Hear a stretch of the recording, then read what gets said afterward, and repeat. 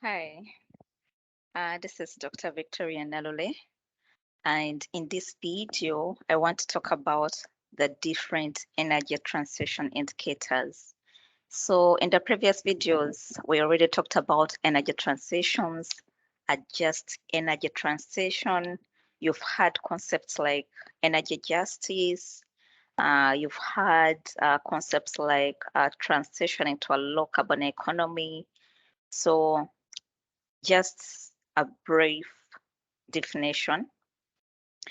The energy transition briefly defines it means shifting from fossil fuels, that is oil, gas, coal, to renewable energy, or shifting from dirty fuels to clean energy, that is like renewable energy like solar, wind, hydropower.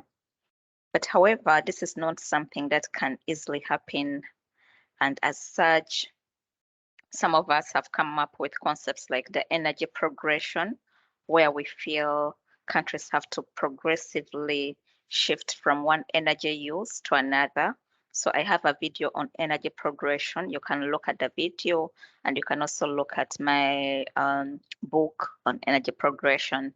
But in this video, I want to briefly talk about the different energy transition indicators.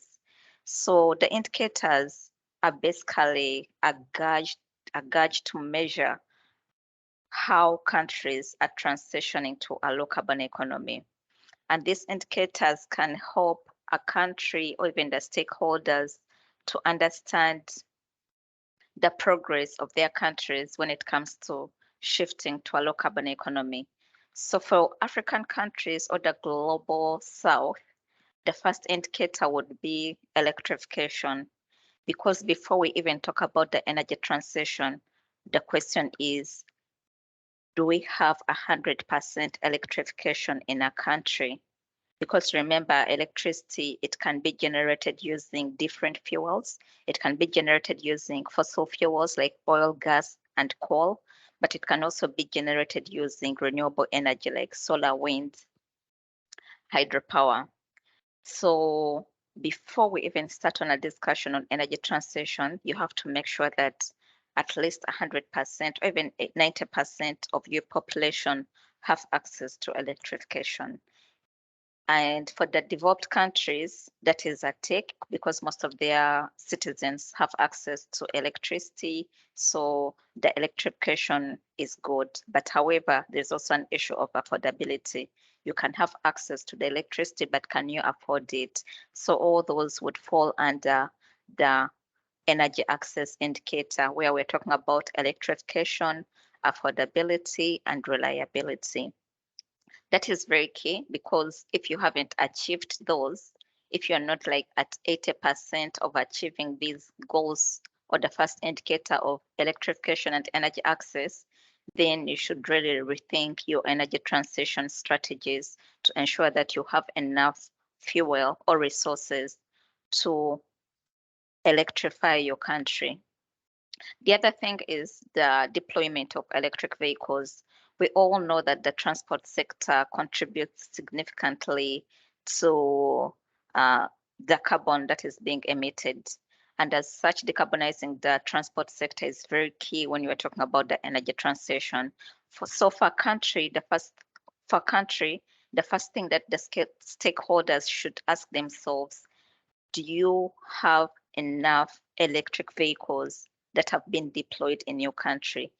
If 90% of the citizens are still relying on diesel or petrol-powered vehicles, then you would really have to rethink about the energy transition strategies to ensure that first, the citizens have the resources, the money to have access to the electric vehicles, but also most importantly, because remember, electric vehicles also have to be charged by electricity, but they also have like access to electricity where the electric vehicles can be charged from. So you notice that the first indicator will also dictate the progress of the second indicator. And then the other one is renewable energy. And with renewable energy, we're talking about investments in the renewable energy sectors like solar energy, wind energy, hydropower. So a country would have to first ask themselves how much investments have they made in the renewable energy sector.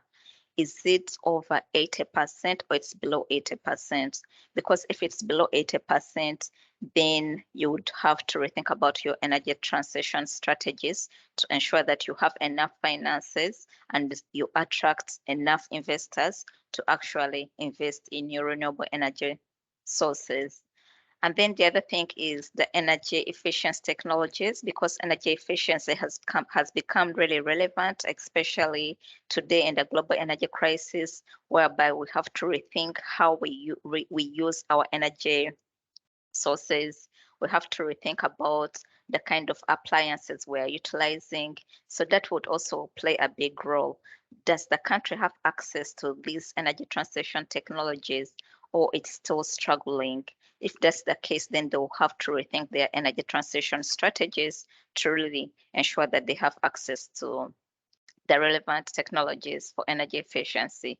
This also takes us to the issue of smart meters and smart grids, because with the energy transition, you also have to ensure that you have enough infrastructure in place to move this transition forward, including smart meters and smart grids. And for the smart meters and smart grids, we have seen them being embraced in Europe and other developed countries. So for the developing countries, you'd have to ask yourself, how far have you gone with this technology of having smart grids and smart meters? And you be honest and see if really, when we're talking about energy transitions, if you're really transitioning or you still need to take some measures to get there. And then the other important thing is the enabling legal framework. And here you have to look at the fiscal regime. Does it attract investments in the renewable energy sector, or is it favoring the fossil fuel sector? And this is also very important because the enabling legal framework will dictate the progress the country is making towards shifting to a low carbon economy. And the most important thing for the poor countries is the issue of economic development. When we're talking about energy transitions, it's not just about transitioning from fossil fuels to renewables, but you also need to think about the revenues that are being got from those fossil fuels. Because some countries that are rich with extractive resources, they depend on the revenues for these resources to to to to finance their budgets, national budgets. So if your economic development is dependent on fossil fuels or extractives, then you'll have to rethink your energy transition strategies to ensure that you can still benefit from the revenues from these resources in a way that is sustainable. And the other last thing is availability of finances to transition to a low carbon economy. And this is very important. Where are you going to get the finances from?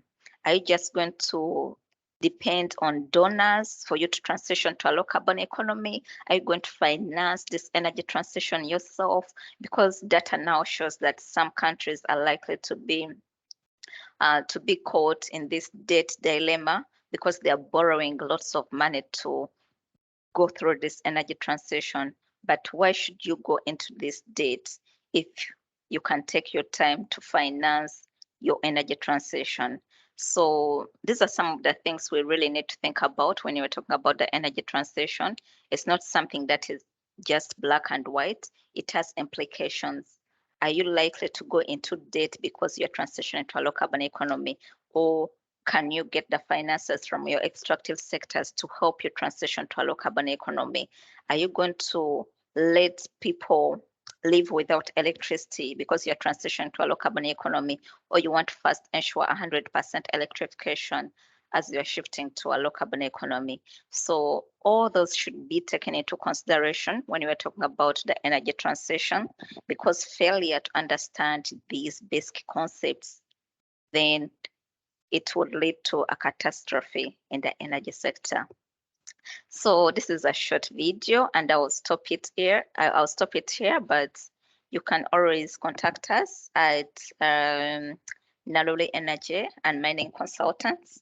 If you need more research in these areas, if you need training, executive training, we're good at this. So involve us and we shall be there. Thank you very much and bye-bye.